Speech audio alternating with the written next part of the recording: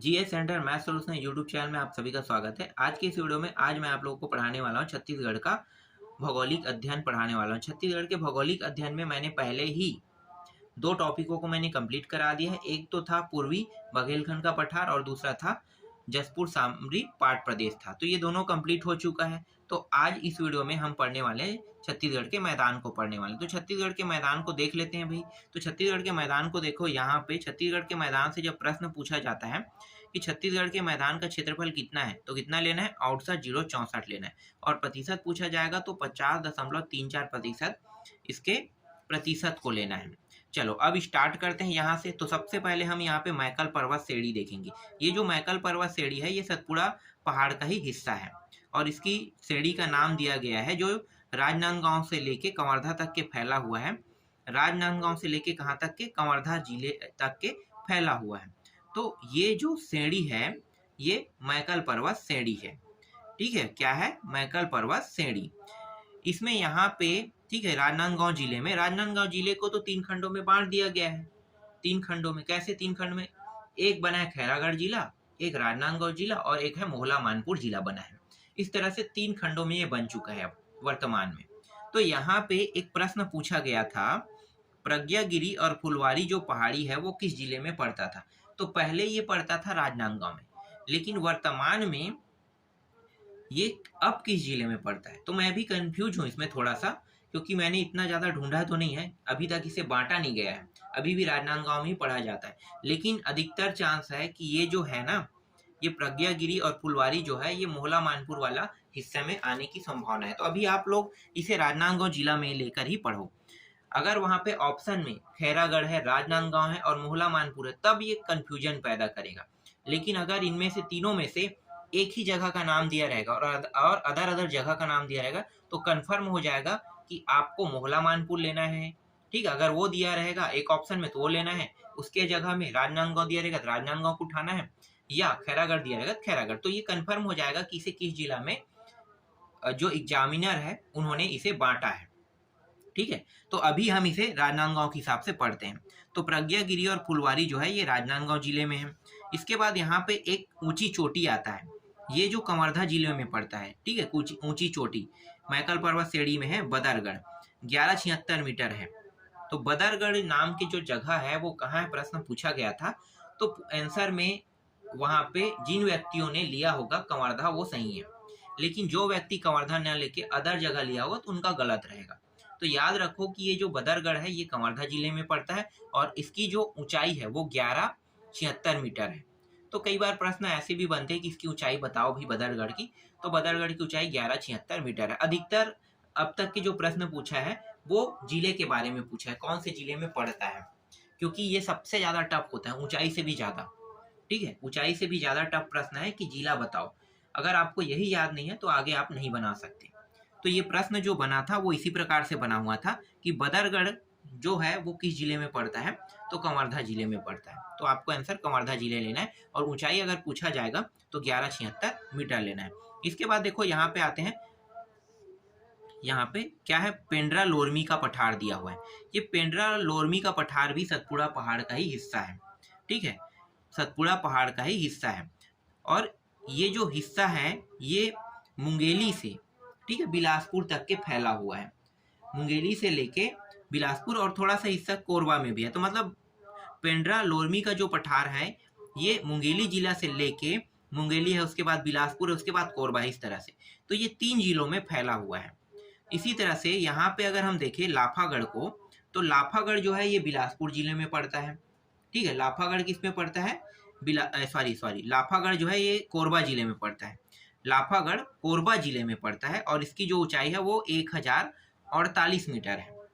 और ये जो पलमागढ़ है जिसकी ऊंचाई 1080 मीटर है, ये बिलासपुर जिले में पड़ता है। तो यहाँ से अगर प्रश्न पूछा जाता है कि लोरमी के पठार में सबसे ऊंचा स्थान कौन सा है, तो आपको क्या लेना है, पलमागढ़ को लेना है, 1080 मीटर। और लाफागढ़ के बारे में प्रश्न काफी पूछा गया है, काफी। लाफागढ़ और किसी दूसरे कारण से फेमस है, मैं अभी आपको यहाँ पे नहीं बता सकता, जब हम इतिहास पढ़ेंगे तब आपको बताएंगे। ठीक है, तो मैं जब आप लोगों को इतिहास पढ़ाऊंगा ना उस समय मैं आपको बताऊंगा कि ये लाफागढ़ क्यों फेमस है। तो अभी आप सिर्फ जान लो कि ये लाफागढ़ जो है ये कोरबा में पड़ता है और 1048 मीटर इसकी ऊंचाई है। और पलमागढ़ जो है इसकी ऊंचाई 1080 है और ये पेंड्रा लोरमी के पठार के सबसे ऊंचा स्थान है। ठीक है, इतना बस आप जानो इसमें। इसके बाद यहाँ पे है छुरी उदयपुर की पहाड़ी, या फिर इसको कहते हैं छुरी मतरिंगा की पहाड़ी भी कहते हैं। ये कोरबा कोरबा सरगुजा और रायगढ़, मतलब ये जो थोड़ा थोड़ा हिस्सा है ना पूर्वी बघेलखंड के पठार और जसपुर सामरी पाट प्रदेश में थोड़ा थोड़ा हिस्सा गया है, इसलिए इसे मैंने आधा वहां पे आधा ऊपर में लिया है और आधा अंदर में लिया है छत्तीसगढ़ के मैदान में। तो ये छुरी जो मतरिंगा या छुरी उदयपुर की पहाड़ी, ठीक है, मतरिंगा भी कहते हैं उदयपुर की पहाड़ी। तो कई बार प्रश्न पूछा गया है कि ये छुरी उदयपुर की पहाड़ी जो है वो किस जिले में पड़ता है, तो वहां पे नाम आपको देखने को मिल सकता है कोरबा, ठीक है, सरगुजा, रायगढ़। तो आपको कोरबा, सरगुजा, रायगढ़ तीनों को लेना है। मुख्य रूप से ये सरगुजा में है, मुख्य रूप से इसे गिना जाता है, सरगुजा में गिना जाता है। तो आप अधिकतर यहाँ से सरगुजा को ही आपको उठाना है। अब ये छुरी जो उदयपुर की पहाड़ी है और मतरिंगा पहाड़ी है, ये अधिक फेमस क्यों है? ये अधिक फेमस इसलिए क्योंकि यहाँ से नदी का उद्गम हुआ है, रिहंद नदी। ठीक है, रिहंद नदी आप लोगों ने सुना नहीं होगा, आगे हम नदी वाले टॉपिक में इसके बारे में बताएंगे कि ये पहाड़ी जो है इम्पोर्टेंट क्यों है। क्योंकि जितना अभी हम पहाड़ी पढ़ रहे हैं ना, उन सारे पहाड़ियों से कुछ न कुछ नदियों का उद्गम हुआ रहेगा। क्योंकि नदी जो है कभी भी ऐसे जगह से नहीं निकलता जो प्लेन और सपाट हो। नदियों का उद्गम ना पठार या पहाड़ से ही होता है। तो जितने हम अभी आपको पर्वत पढ़ा रहे हैं, पठार पढ़ा रहे हैं, वो सब उन सभी से नदियों का उद्गम होगा। तो बस आप इतना जानो कि ये छुरी उदयपुर या छुरी मतरिंगा की जो पहाड़ी है, इससे रिहंद नदी का उद्गम हुआ है। ठीक है, चलो आगे देखते हैं। इसके बाद यहाँ पे बड़ा सा हिस्सा आ जाता है, बिलासपुर रायगढ़ मैदान आ जाता है। बिलासपुर रायगढ़ मैदान, इसमें बिलासपुर से लेके बिलासपुर के बाद बीच हिस्से में आता है जांजगीर चांपा, जांजगीर चांपा के बाद रायगढ़ आता है, इसलिए इसे बिलासपुर रायगढ़ के मैदान कहा जाता है। तो बिलासपुर से रायगढ़ के मैदान आप इसे भी पढ़ सकते हो। ठीक है, क्योंकि बिलासपुर के बाद जांजगीर चांपा, फिर रायगढ़, फिर इसका मैदान। तो बिलासपुर से लेके रायगढ़ तक के जो मैदान आता है, इसमें एक ऊंची चोटी, इसलिए ये इंपॉर्टेंट है। ऊंची चोटी कौन सा है इस मैदान की? दलहा पहाड़, जिसकी ऊंचाई 760 मीटर है। कितनी है? 760 मीटर। तो ये बस आपको इसमें याद रखना है। अब चलो कुछ ऐसे चीजों को जान लेते हैं जो इम्पोर्टेंट है, जो नदियों के लिए ज्यादा इंपॉर्टेंट है, और ये बहुत इंपॉर्टेंट टॉपिक है। ठीक है, और इससे पहले एक और चीज है, यहाँ पे देखो दल्ली राजहरा लिखा हुआ है। ये दल्ली राजहरा एक पहाड़ है। इस पहाड़ से क्या प्राप्त किया जाता है भाई? दल्ली राजहरा के बारे में मैंने बताया था कि दल्ली राजहरा से लोहा प्राप्त किया जाता है, जिसको बीएसपी को दिया जाता है। मतलब भिलाई स्टील प्लांट को क्या करते हैं? सर्फ करते हैं, यहाँ से भेजा जाता है भिलाई स्टील प्लांट में। तो दल्ली राजहरा से प्राप्त होता है लोहा, प्राप्त होता है लौह अयस्क प्राप्त होता है। समझ में आ गया? चलो अब पहाड़ देखते हैं। तो यहाँ पे एक पहाड़ है सिहावा पर्वत। सिहावा पर्वत क्यों फेमस है? सिहावा पर्वत से छत्तीसगढ़ के सबसे, ठीक है, छत्तीसगढ़ मतलब ये जो बहने की दृष्टि से देखा जाए तो महानदी सबसे बड़ा जो नदी है, जो उद्गम में देखा जाए तो छत्तीसगढ़ से जो उद्गम की दृष्टि सबसे बड़ा नदी है वो महानदी है। ठीक है, तो महानदी का उद्गम इसी सिहावा पर्वत से हुआ है। कहाँ से? सिहावा पर्वत से। और सिहावा पर्वत का प्राचीन नाम है सुक्तिमती। सुक्तिमती इसका प्राचीन नाम था, जो वर्तमान में आज हम इसे सिहावा पर्वत के नाम से जानते हैं। और सिहावा पर्वत से ही महानदी का उद्गम हुआ है। यहाँ पे एक और है रदन की पहाड़ी।